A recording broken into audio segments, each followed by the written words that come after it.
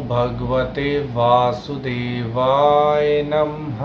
ओम नमो लक्ष्मी नारायण नमः। जय हो लक्ष्मी नारायण की।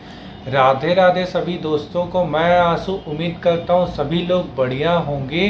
दोस्तों, पूर्णिमा का दिन हमारे सनातन धर्म में विशेष दिन होता है, क्योंकि इस दिन भक्तजन स्नान करते हैं, दान करते हैं और भगवान लक्ष्मी नारायण की विधि पूर्वक पूजा अर्चना करते हैं, जिससे उनकी मनोकामनाएं पूरी हों। आज की इस वीडियो में मैं आप सभी भक्तजनों को बताऊंगा कि इस बार ज्येष्ठ मास की पूर्णिमा का व्रत किस दिन रखा जाएगा, कैसी होगी हमारी पूजा अर्चना की विधि। ज्येष्ठ मास की पूर्णिमा के ही दिन वट पूर्णिमा का भी व्रत रखा जाता है और सत्यनारायण भगवान का भी व्रत भक्तजन रखते हैं मन वांछित फल की प्राप्ति के लिए। अब मैं आप सभी भक्तजनों को ज्येष्ठ मास की पूर्णिमा का व्रत किस दिन पड़ रहा है उसके बारे में बताने जा रहा हूँ। हिंदू पंचांग के अनुसार इस बार ज्येष्ठ मास की पूर्णिमा तिथि का प्रारंभ होगा 29 जून को सोमवार वाले दिन सुबह 3:07 पर और इस तिथि का समापन होगा 30 जून को मंगलवार वाले दिन सुबह 5:26 पर। तो इस बार ज्येष्ठ मास की पूर्णिमा का व्रत 29 जून को सोमवार वाले दिन रखा जाएगा। स्नान दान की भी पूर्णिमा 29 जून को रखी जाएगी। वट पूर्णिमा का व्रत 29 जून को रखा जाएगा। सत्यनारायण भगवान का व्रत और वट पूर्णिमा का भी व्रत 29 जून को रखा जाएगा। अब मैं आप सभी भक्तजनों को वट पूर्णिमा का जो भक्तजन व्रत रख रहे हैं उसकी पूजा अर्चना का शुभ मुहूर्त बता रहा हूँ।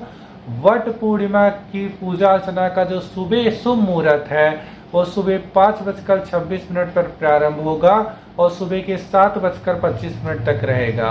और शाम को वट पूर्णिमा का जो शुभ मुहूर्त है वो शाम के 7:22 पर प्रारंभ होगा और रात्रि को 8:23 पर समाप्त होगा। यही सब शुभ मुहूर्त हैं दोस्तों, जो कि ज्येष्ठ मास के दिन पूजा अर्चना के समय सबसे शुभ मुहूर्त मैंने आप सभी भक्तजनों को बताए। अब मैं आप सभी भक्तजनों को बताता हूँ इस पूजा अर्चना की विधि, जो कि हमारे सनातन धर्म में सबसे सरल विधि दे रखी है। जो भी भक्तजन पूर्णिमा का व्रत रख रहे हैं, सत्यनारायण भगवान का व्रत रख रहे हैं, प्रातः काल सुबह जल्दी उठ जाए। पूर्णिमा के दिन गंगा नदी में भी स्नान का विशेष महत्व है, लेकिन अगर हम लोग गंगा नदी में स्नान नहीं कर सकते तो घर के पानी में हम लोग गंगा जल डालकर स्नान कर सकते हैं। अगर किसी कारणवश घर में भी गंगा जल उपलब्ध ना हो तो हम लोग जब घर में स्नान कर रहे हो तो गंगा मैया का अगर नाम ले लें तो भी हम लोग को स्नान के बराबर पुण्य प्राप्त होता है। तीर्थों के बराबर स्नान का पुण्य प्राप्त भक्तजनों को होता है। स्नान करने के बाद पवित्र वस्त्रों को धारण करें, तांबे के लोटे में जल लें, पूर्व दिशा की ओर मुख कर सूर्य देव को अर्घ्य दें। उसके बाद अपनी पूजा अर्चना को प्रारंभ करें। भक्तजन पूर्णिमा का व्रत रख रहे हो, सत्यनारायण भगवान का व्रत रख रहे हो, लक्ष्मी नारायण के पूजन की विधि मैं आप सभी भक्तजनों को बता रहा हूँ। सर्वप्रथम घर के स्थान को जहाँ पे आप लोग को पूजा अर्चना करनी हो, घर के मंदिर को साफ सुथरा कर लें। भगवान लक्ष्मी नारायण को, शालिग्राम भगवान को विराजित करें और फिर भगवान का स्नान कराएं। गंगा जल से, शुद्ध जल से भगवान का स्नान कराएं। स्नान कराने के बाद भगवान शालिग्राम को, भगवान विष्णु जी को रोली चंदन अर्पित करें। माता रानी के ऊपर सिंदूर रोली चंदन अर्पित करें। पुरुष हैं तो माता रानी के चरणों में सिंदूर अर्पित करें। उसके बाद भगवान के ऊपर पुष्प अर्पित करें। फिर सुगंधित वातावरण के लिए धूप बत्ती, अगरबत्ती जलाकर हम लोग दिखाएंगे। इत्र अर्पित कर सकते हैं। उसके बाद हम लोग अग्नि को, दीप को प्रज्वलित करेंगे, जिसके लिए हम लोग घी के दीपक का उपयोग कर सकते हैं। क्योंकि इस दिन सभी भक्तजन व्रत हैं तो भगवान को जब हम लोग भोग अर्पित करेंगे तो मौसमी फल हो गए, मिठाइयाँ हो गई, फलाहार हो गया, पंचामृत हो गया, ये सब का हम लोग भगवान को भोग लगाएंगे। भोग लगाने के बाद हम सभी भक्तजन व्रत हैं तो पूर्णिमा की व्रत कथा हो गई, ज्येष्ठ पूर्णिमा की व्रत कथा हो गई। अगर सत्यनारायण भगवान का व्रत है तो सत्यनारायण भगवान की व्रत कथा हो गई। इसको पढ़कर इसका पाठ अवश्य करना चाहिए। पाठ करने वाले को भी, कथा को पढ़ने वाले को भी और सुनने वालों को भी, सभी को अनंत गुना फलों की प्राप्ति होती है और भगवान लक्ष्मी नारायण की विशेष कृपा बनी रहती है। ओम नमो भगवते वासुदेवाय नमः मंत्र का भक्तजन जाप कर सकते हैं। माँ लक्ष्मी का मंत्र, माँ लक्ष्मी नमस्तुभ्यम नमस्तुभ्यम सुरेश्वरी, हरि प्रिय नमस्तुभ्यम नमस्तुभ्यम दयानिधे।